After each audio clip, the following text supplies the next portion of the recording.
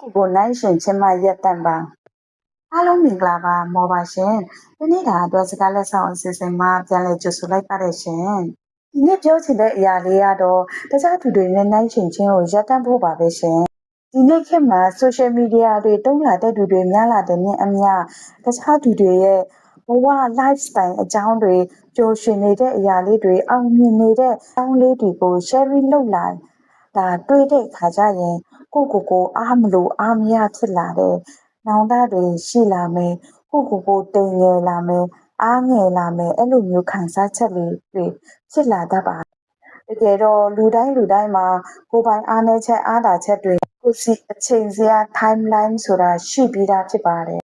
တခြားသူတွေရဲ့အောင်မြင်မှုတွေကသူတို့ရဲ့စ조사မှုရလဒ်တွေပါကျမတို့ရှင်ပြန်ရမယ်တဦးတီတော့ပြန်ဖက်ကမနေ့ကကိုယ်တိုင်ပါပဲဖြစ်ပါတယ်